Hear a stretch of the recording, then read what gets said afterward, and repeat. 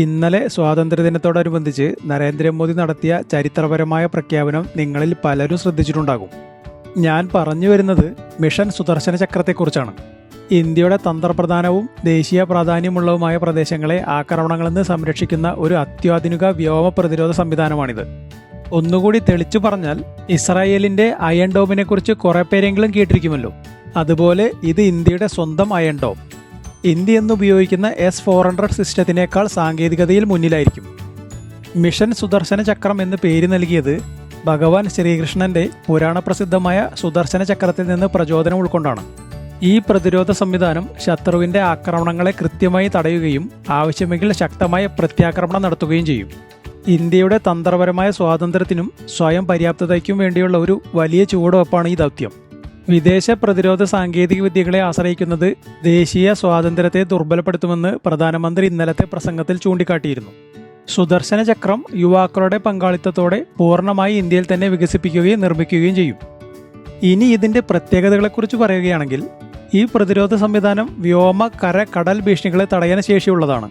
ഇസ്രായേലിന്റെ iron dome പോലുള്ള വിഖ്യാത സംവിധാനങ്ങളോട് താരതമ്യപ്പെടുത്താവുന്നതോ അതിനേക്കാൾ മെച്ചപ്പെട്ടതോ ആയ ഒരു മൾട്ടി ലെയർ പ്രതിരോധ ശൃംഖലയാണിത്.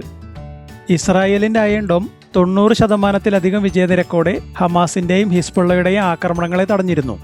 എന്നാൽ സുദർശന ചക്രം ഇതിനും അപ്പുറം ആക്രമണങ്ങളെ തടയുക മാത്രമല്ല, കൃത്യവും ശക്തവുമായ പ്രത്യാക്രമണം നടത്താനുള്ള ശേഷിയും ഉണ്ടായിരിക്കും.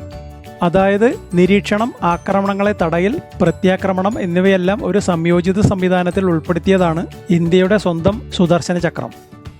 ഇന്ത്യയുടെ നിലവിലെ സാഹചര്യങ്ങൾ കണക്കിലെടുക്കുമ്പോൾ സുദർശന ചക്രം അതീവ പ്രാധാന്യം അർഹിക്കുന്നു.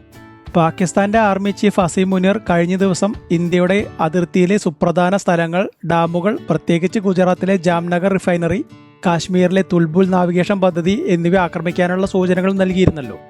ഭാവിയിൽ ഇത്തരം ഭീഷണികളെ ചെറുക്കാൻ സുദർശന ചക്രം ഇന്ത്യയെ സഹായിക്കും. തന്ത്രപ്രധാന സ്ഥലങ്ങളോ സൈനിക താവളങ്ങളോ മാത്രമല്ല, സുപ്രധാന സിവിലിയൻ അടിസ്ഥാന സൗകര്യങ്ങളുടെ സംരക്ഷണത്തിനും ഇത് ഉപയോഗിക്കാം.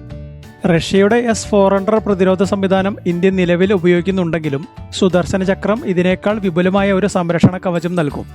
ഇന്ത്യയുടെ പ്രതിരോധ ശേഷി ഓപ്പറേഷൻ സിന്ദൂറിലൂടെ ഇന്ത്യ തെളിയിച്ചതാണ്. ആദ്യമൊക്കെ ഇന്ത്യയുടെ 5 യുദ്ധവിമാനങ്ങൾ പാകിസ്ഥാൻ തകർത്തെന്ന വാർത്ത പരന്നിരുന്നെങ്കിലും ഇപ്പോൾ കാര്യങ്ങൾ ആകെ മാറിയില്ലേ. ഇന്ത്യയുടെയല്ല, പാകിസ്ഥാന്റെ 5 ജെറ്റുകളാണ് തകർന്നതെന്ന് ഇപ്പോൾ തെളിഞ്ഞില്ലേ. ഒരു തരത്തിൽ പറഞ്ഞാൽ നമ്മുടെ സൈനിക ബലം തിരിച്ചറിയാൻ നമുക്ക് കിട്ടിയ ഒരു അവസരമായിരുന്നു ഓപ്പറേഷൻ സിന്ദൂർ. മിഷൻ സുദർശന ചക്രത്തിന് പുറമെ പ്രധാനമന്ത്രി ഇന്ത്യയിലെ യുവാക്കളോട് ജെറ്റ് എഞ്ചിനുകൾ വികസിപ്പിക്കാൻ ആഹ്വാനം ചെയ്തിട്ടുണ്ട്. ഇന്ത്യയുടെ സുദർശന ചക്രം 10 വർഷം കൊണ്ട്, അതായത് 2035 പൂർണ്ണമായും പ്രവർത്തനക്ഷമമാകും. നിലവിൽ പ്രതിരോധ രംഗത്ത് വൻ ശക്തിയായി ഇന്ത്യക്ക് ഇതുകൂടി പൂർത്തിയാക്കുന്നതോടെ രാജ്യസുരക്ഷയിലും പ്രതിരോധ കയറ്റുമതിയിലും വൻ കുതിച്ചുചാട്ടമായിരിക്കും ഉണ്ടാകാൻ പോകുന്നത്.